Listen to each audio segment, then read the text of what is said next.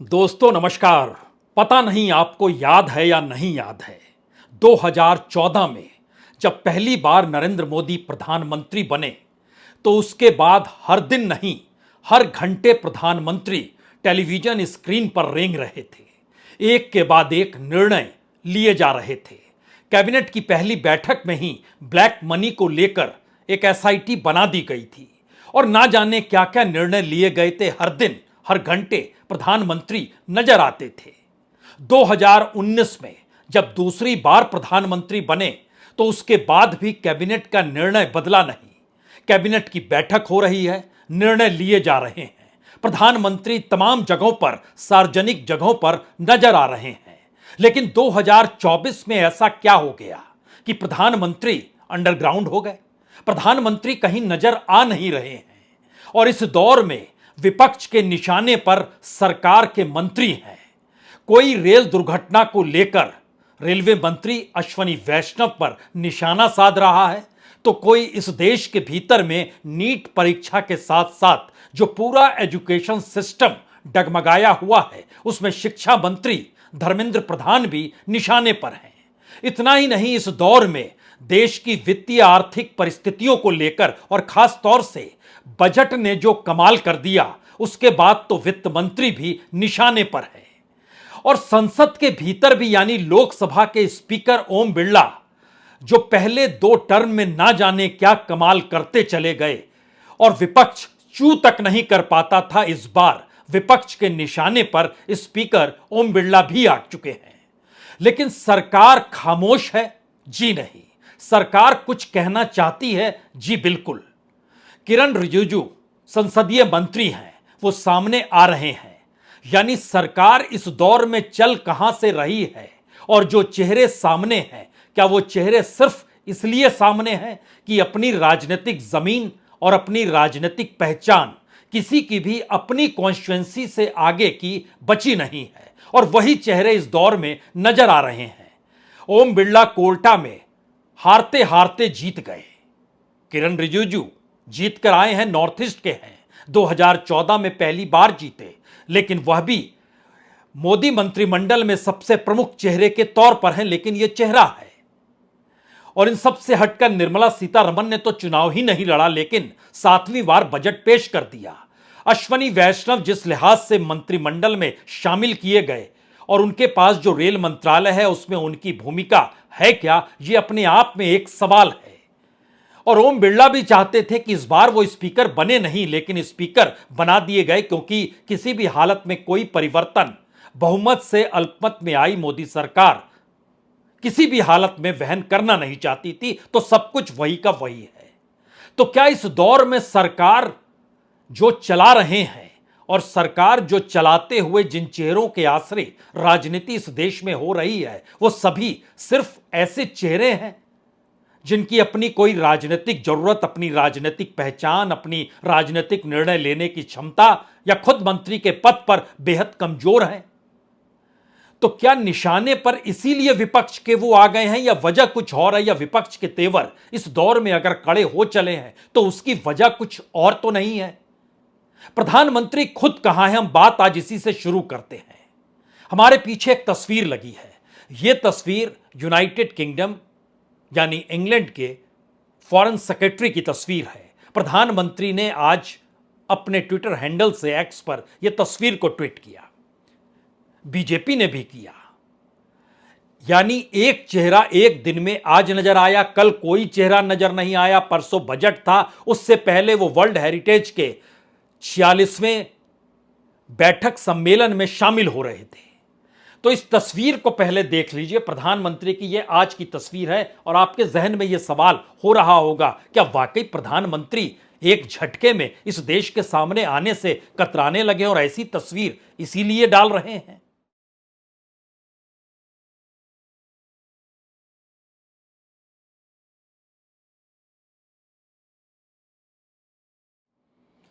यह तस्वीर प्रधानमंत्री के साथ जिस शख्स की है वो यूनाइटेड किंगडम के फॉरेन सेक्रेटरी हैं, डेविड लेमी। सेमी कंडक्टर को लेकर आपसी दोनों देशों के बीच जो समझौते आदान प्रदान को लेकर हुए, उसी सिलसिले में यह तस्वीर सामने निकल कर आई। यानी देश के प्रधानमंत्री जो तमाम मुद्दों पर सार्वजनिक जगहों पर न सिर्फ नजर आते बल्कि इस देश के तमाम न्यूज चैनलों के कैमरे भी लगातार उन्हीं का पीछा करते हुए नजर आते और स्क्रीन पर प्रधानमंत्री की तस्वीर रहती, इस दौर में वो अचानक गायब क्यों हो गए? क्या किसी ने कहा कि आप सामने ना आइए? इस देश के भीतर में जबरदस्त तरीके से 2024 के चुनाव के वक्त से ही एंटी इनकम्बेंसी यानी सत्ता विरोधी हवा है और आप जहां आएंगे जो कहेंगे वो एक झटके में इस देश के राजनीतिक वातावरण को गर्म कर देगी। और चूंकि चुनाव की जीत से आपकी पहचान जुड़ी है तो ऐसे में महाराष्ट्र, हरियाणा और झारखंड के चुनाव तो 3 महीने के बाद होने हैं। तो आप जितना दूर रहेंगे कैमरे से, जितना दूर सार्वजनिक स्थलों से दूर रहेंगे, उसी रूप में बीजेपी को लाभ हो सकता है, अन्यथा घाटा होगा। क्या यह राजनीतिक मंत्र किसी ने दे दिया है? मसला यह नहीं है कि इस दौर में विपक्ष के तेवर संसद के भीतर बाहर कैसे कड़े हो गए। सवाल तो यह है कि क्या वाकई इस देश को चलाते वक्त इस देश के आम लोगों से सरोकार सरकार के कहीं खत्म तो नहीं हो गए हैं और सरकार ने ध्यान देना तक बंद कर दिया कि स्थिति है क्या? क्योंकि जिस तर्ज पर इस देश में महंगाई बढ़ रही है, 15% से 18% तक महंगाई सब्जियों की बढ़ गई, फलों की बढ़ गई, जो अनाज है उसकी कीमतें लगातार बढ़ रही है, लेकिन सरकार बेफिक्र है। और खुद सरकार ने जो अपने तौर पर जारी किया इकोनॉमिक सर्वे, उसमें जो महंगाई की वजह, उसकी वजह बताई गई जलवायु परिवर्तन और कहा गया कि जलवायु परिवर्तन के कारण खाद्य वस्तुओं की कीमतों में इजाफा हो रहा है।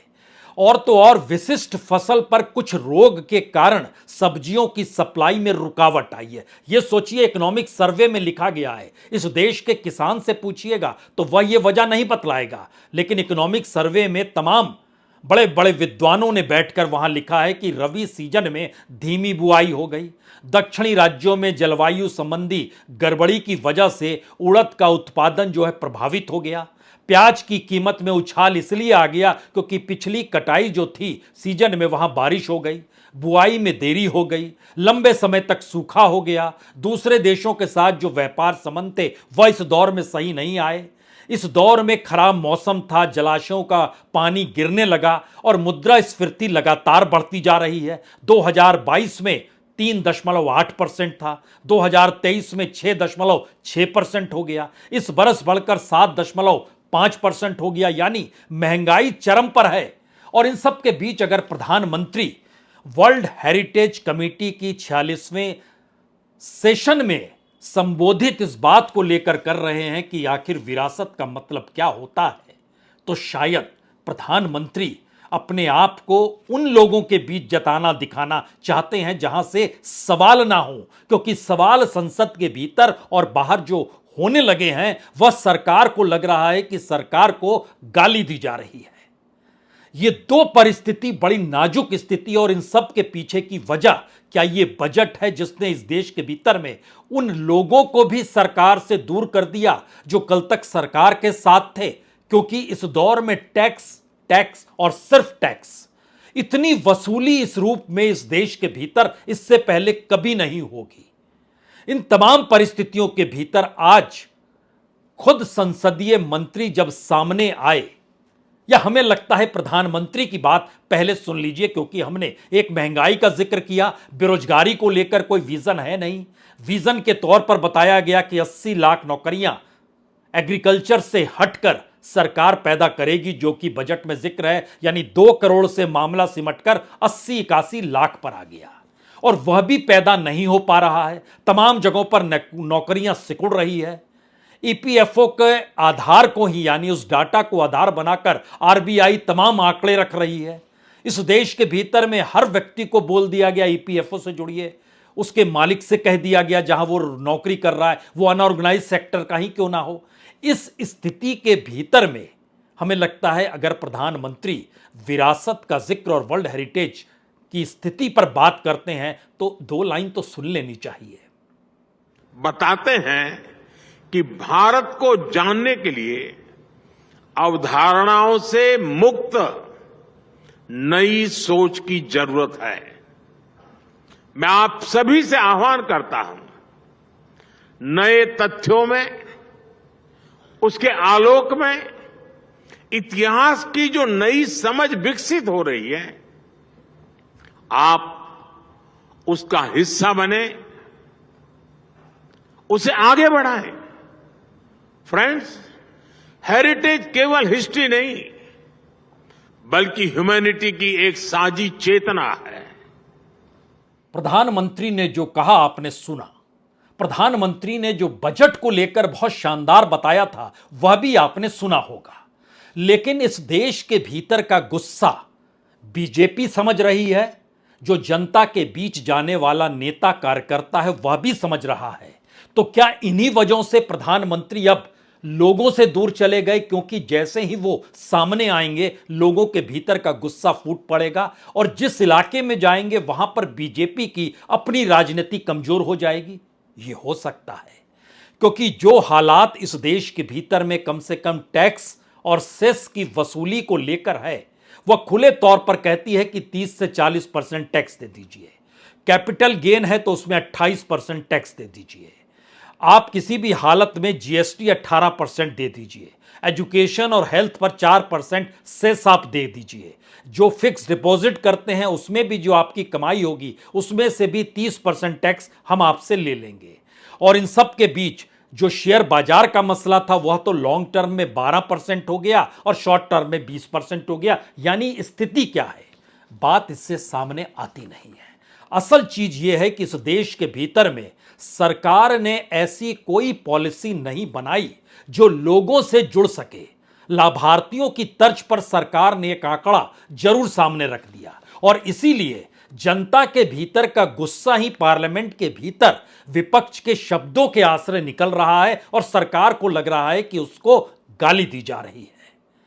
पार्लियामेंट शुरू हुआ था तो प्रधानमंत्री ने कहा था 2.5 घंटे तक हमारा गला घोंटा गया और अब प्रधानमंत्री उस पूरे के पूरे मानचित्र से अलग हैं, उस पूरे परिदृश्य से अलग हैं। सामने संसदीय मंत्री किरण रिजिजू हैं। वो क्या कह रहे हैं उससे पहले, सुनने से पहले जरा इस देश की हकीकत को एक क्षण के लिए जान लीजिए।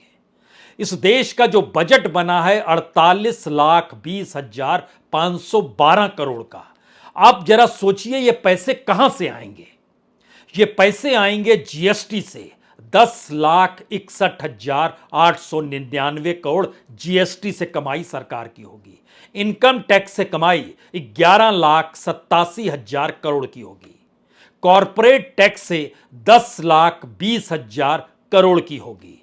कस्टम टैक्स से 2,37,745 करोड़ की कमाई होगी। दूसरी एक्साइज ड्यूटी से कमाई तकरीबन 2,16,540 करोड़ की है। जो रोड और इंफ्रास्ट्रक्चर का सेस है उससे कमाई 46,530 करोड़ की है। अलग से जो हेल्थ और एजुकेशन को लेकर सेस जो लगाया जा रहा है उससे कमाई 19,410 करोड़ की होगी। जो बेसिक एक्साइज ड्यूटी है उससे कमाई 36,300 करोड़ की होगी। जो यूनियन टेरिटरी है वहां से जो टैक्स की कमाई होगी वह 9,426 करोड़ की होगी। सब मिला दीजिएगा तो जो हमने आपसे कहा 48 लाख करोड़ का बजट है, यह सारा जोड़ने पर आता है 38,34,850 करोड़। यानी 48 लाख करोड़ में से 38 लाख करोड़ से ज्यादा सिर्फ इस देश की जनता से वसूला जाएगा। यह अलग मसला है कि इन सब के बीच जब हम पढ़ रहे थे तो ध्यान दिया आपने, कॉरपोरेट टैक्स 10,20,000 करोड़ है और इनकम टैक्स जो मेहनत करके कमाते हैं, घर लाते हैं, जो पूरा मिडिल क्लास उसमें फंसा है, जो आईटीआर भरता है, जो अभी भर रहा होगा, उससे 11,87,000 करोड़। यानी कॉरपोरेट से ज्यादा इनकम टैक्स, कॉरपोरेट से ज्यादा जीएसटी टैक्स। ये परिस्थिति में ये देश है तो जनता के भीतर का गुस्सा उफान मर रहा है और यही राजनीतिक तौर पर इसी बात को कहीं ना कहीं विपक्ष अब इसे पकड़ रहा है। लेकिन बात सिर्फ इतनी भर नहीं है, इसके आगे का सवाल तो यह भी है कि जो नॉन टैक्स रेवेन्यू है उसमें भी एनर्जी सर्विस से 17,444 अगर कंपनियों से लेंगे तो कंपनियां भी तो अपने कंज्यूमर से लेगी। ट्रांसपोर्ट सर्विस से लेंगे 31,705 करोड़ रुपए, तो वह भी तो वसूलेगी अपने कंज्यूमर से। कम्युनिकेशन सर्विस से लिया जाएगा 1,20,267 करोड़ रुपए, तो फिर यही तो हो रहा है। मोबाइल कैसे बढ़ गई, उसकी टैरिफ रेट कैसे बढ़ गई, वह भी तो वसूलेगा। और बाकी तमाम सर्विसों को जोड़िएगा तो उसमें भी 44,973 करोड़ और जुड़ जाएगा। यानी ये तकरीबन 2,14,389 करोड़ और जोड़ दीजिए, यानी जो 48 लाख करोड़ का बजट है उसमें से लगभग 41 लाख करोड़ तो सिर्फ टैक्स के जरिए जो पैसा वसूली की जा रही है और जनता पर जो सीधा बोझ पड़ रहा है यह उसका हिस्सा है। इसीलिए सवाल यह है कि आखिर जो गुस्सा है वो जब शब्दों की शक्ल में निकले तो वो सवाल करेगा सरकार पर, और यही बात अब बर्दाश्त कर पाने की स्थिति में सरकार नहीं है। तो सामने प्रधानमंत्री नहीं है, सामने फाइनेंस मिनिस्टर नहीं है, सामने कर दिया गया संसदीय मंत्री को। विपक्ष के लोग ने बजट के बारे में कुछ नहीं कहा, सिर्फ राजनीति की है। दो चीजें विपक्ष के लोगों ने किया है कल। पहला तो देश का जनादेश, जनता का जनादेश को अपमान किया है और प्रधानमंत्री जी को गाली देने का काम विपक्ष के लोगों ने किया है। ये लोकतंत्र के लिए ठीक नहीं है। कल आप देखेंगे अच्छा से, आप पूरे वीडियो को भी आप फिर से देख लीजिए। विपक्ष के लोगों ने एक भी बजट में जो अच्छा प्रावधान है इसका बारे में जिक्र नहीं करते हुए सिर्फ गाली देने का काम किया है। लोकतंत्र में, दुनिया का सबसे बड़ा लोकतंत्र भारत का पार्लियामेंट में बजट के समय में बजट पे चर्चा नहीं करके राजनीतिक बात करके प्रधानमंत्री जी को गाली देने का काम करना, ये किसी को शोभा नहीं देते हैं। अब सरकार चलती है पीएमओ से, और किरण रिजिजू सामने आकर जो सवाल जवाब कर रहे हैं या घर में बैठकर जिस प्रेस कॉन्फ्रेंस में इस बात का जिक्र कर रहे हैं जबकि संसद चल रही है, तो इसके मतलब बहुत साफ है कि सरकार पूरे तरीके से डरी हुई है। और सरकार में काम करने वाले मंत्रियों को भी अब ये समझ में आ नहीं रहा है कि वह किस दिशा में जाएं। क्योंकि अगर ध्यान दीजिएगा तो पार्लियामेंट के भीतर जो क्वेश्चन आवर होता है, उस क्वेश्चन आवर में भी जब रेलवे को लेकर सवाल बीजेपी के ही सांसदों ने यह कहकर करना शुरू किया कि हमारे इलाके में रेलगाड़ी चल नहीं रही है, किसी ने कहा हमारे इलाके में जो पहले जितने डब्बे लगते थे वो कम हो गए हैं, किसी ने कहा कि जनाब जो हालत स्लीपर क्लास की और सेकंड क्लास की है उसको तो ठीक कर दीजिए। अब आप सोचिए रेल मंत्री अपने ही सांसदों को क्या जवाब देंगे। पार्लियामेंट के भीतर क्वेश्चन आवर के ये क्वेश्चंस हैं। उन्होंने कहा कि आप हमारे रेलवे भवन में आइए, मुलाकात कीजिए और इंडिविजुअल लेवल पे वहां बातचीत करेंगे, और यहां पर पार्लियामेंट के भीतर ऐसे सवालों के जवाब देने का कोई मतलब नहीं है। तो आप क्या कल्पना कर सकते हैं कि उन सांसदों के दिल में कमोवेश हर क्षेत्र को लेकर, वो चाहे वित्त मंत्रालय और चाहे इस देश के भीतर नौकरी और महंगाई से जुड़े हुए सवाल हो, चाहे वो एजुकेशन के क्षेत्र में धर्मेंद्र प्रधान से पूछे जाने वाले सवाल हो, किसी को केंद्रीय विद्यालय चाहिए, कोई अपने इलाके में एजुकेशन का इंफ्रास्ट्रक्चर देख नहीं पा रहा है, वह भी सवाल कर रहा है, तो जवाब दिया जा रहा है अब आकर मिल लीजिए। यह तो विपक्ष नहीं बल्कि सांसद जो बीजेपी के हैं उनके भीतर से सवाल है, और जो एनडीए के सहयोगी हैं वह भी सवाल कर रहे हैं, लेकिन जवाब किसी को नहीं मिल पा रहा है। क्यों? क्योंकि क्या तीसरे टर्म की परिस्थितियां एक ऐसे डिजास्टर की तरफ बढ़ रही है जहां पर इस देश को चलाया कैसे जाए वो बजट में ही पूरे तरीके से फेल नजर आ गया। यानी राजनीतिक तौर पर अभी तीसरे टर्म की तो शुरुआत हुई है, और शुरुआत के साथ ऐसी स्थिति, और ये जानते समझते हुए कि गवर्नेंस के तौर तरीके टैक्स पेयर के पैसे से चल रहे हैं। हम जब आपको पूरा खाका दे रहे थे तो जरा आप कल्पना कीजिए कि सरकार अपने ऊपर जो खर्च करती है वो कितना है। सरकार जो सैलरी और अलाउंस पर खर्च करती है वह तकरीबन 1,70,808 करोड़ है। जो एस्टैब्लिशमेंट का जो एक्सपेंडिचर होता है, तमाम डिपार्टमेंट के एक्सपेंडिचर और जो तमाम जो दफ्तर नजर आते हैं, इन सब को अगर जोड़ दीजिएगा तो यह तकरीबन 5 लाख करोड़ का है। दोनों को मिला दीजिएगा तो लगभग 6.5-7 लाख करोड़ के लगभग तो सरकार के ऊपर ही खर्च हो रहा है। और इसके बाद सरकार की जो अपनी स्कीम्स है वो चाहे स्वच्छ भारत की हो, चाहे ग्राम सड़क योजना हो, आवास योजना हो, अमृत स्मार्ट मिशन हो, रूरल ड्रिंकिंग वाटर और जो भी हो, वो अलग से 5 लाख करोड़ है, जिसमें ज़्यादा पैसा प्रचार पर खर्च पहले 2 चरणों में हुआ है। तीसरे चरण में तो मुश्किल है, इसीलिए अंडरग्राउंड है। तो चेहरा कैसे दिखाएं, और मंत्री समझ नहीं पा रहे हैं जवाब कैसे दें। तो एक ऐसी परिस्थिति में सरकार धीरे धीरे चलती हुई दिखाई दे रही है जहां उसमें सवाल डगमगाने का नहीं है, सवाल है कि डिरेलमेंट का है। यानी गवर्नेंस के तौर तरीके, जो निर्णय सरकार ले या ना ले या किस दिशा में ले, अब चलती हुई पार्लियामेंट में प्रधानमंत्री आपको नजर नहीं आ रहे हैं, वित्त मंत्री निराश खड़े हैं, रेल मंत्री के पास जवाब नहीं है, एजुकेशन मिनिस्टर इसी पे ताली बजा रहे हैं कि सुप्रीम कोर्ट ने रीनीट नहीं किया, यानी नीट की परीक्षा दोबारा देने का फैसला नहीं किया। और इन सब के बीच सरकार के हाथ पांव आज तब फूल गए जिसमें माइन मिनिस्टर भी आकर खड़े हो गए और कहा गया कि और सुप्रीम कोर्ट के 9 जजों की बेंच ने 8-1 से फैसला दिया कि इस देश के भीतर में जो खनिज संसाधन होते हैं, जो माइनिंग होती है, उसमें टैक्स की वसूली या रॉयल्टी जो है उसमें स्टेट की भागीदारी भी रहेगी, यानी स्टेट भी वसूली कर सकता है। अभी तक केंद्र ही वसूली कर रहा था।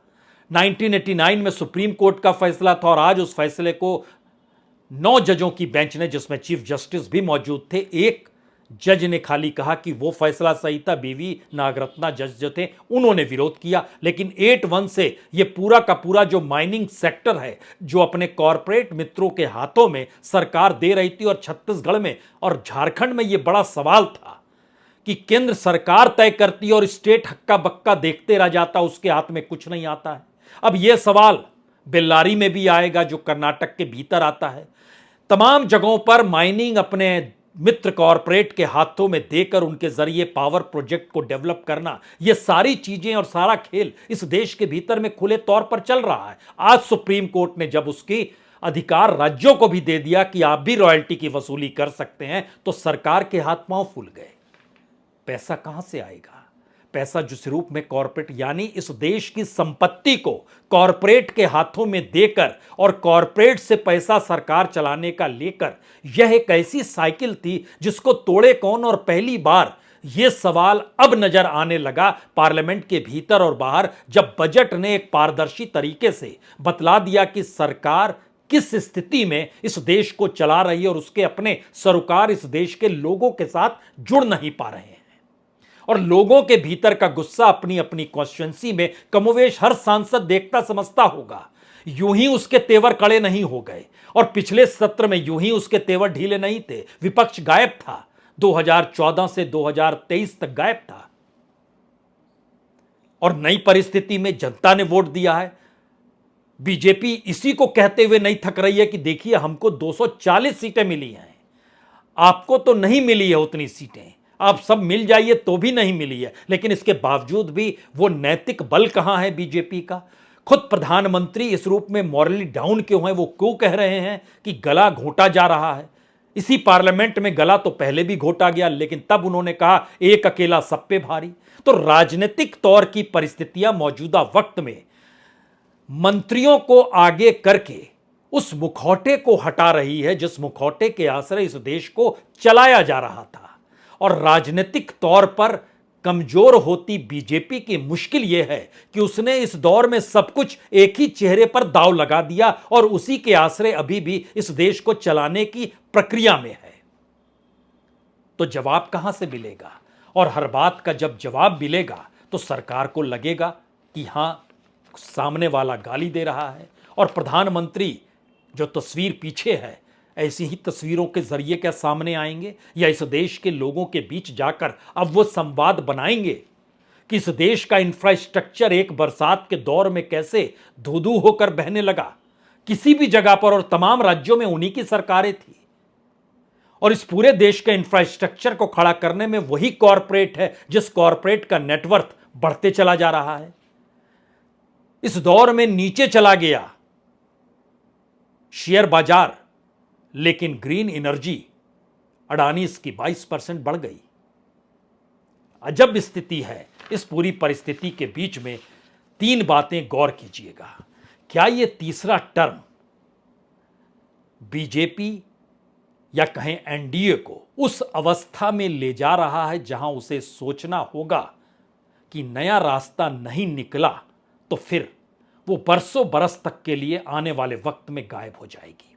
दूसरा सवाल, क्या जनता के भीतर उठते हुए सवालों का जवाब अब अगर प्रधानमंत्री देने सामने नहीं आएंगे या उनकी कोई नीतियां लोगों के अनुकूल नहीं होगी तो फिर यह लोगों के भीतर का गुस्सा राज्य दर राज्य चुनाव के परिणामों के जरिए जब नजर आएगा तो दिल्ली की सत्ता यूं ही डोलने लगेगी। और तीसरा सवाल, क्या वाकई ये कितना सही है कि इस देश के भीतर में अपने लोगों के लिए बजट बना देना और उसका नाम देश का बजट कह देना, और यह परिस्थिति कमोवेश अगर हर क्षेत्र में हो रही है और होती चली जा रही है तो मतलब बहुत साफ है कि जो डरा हुआ था वह बीजेपी में चला गया, लेकिन अब वो तमाम लोग सिर्फ इंतजार कर रहे हैं। तो क्या एक झटके में भरभरा कर ये मौजूदा सत्ता डगमगा तो नहीं जाएगी? बहुत बहुत शुक्रिया, बहुत बहुत शुक्रिया।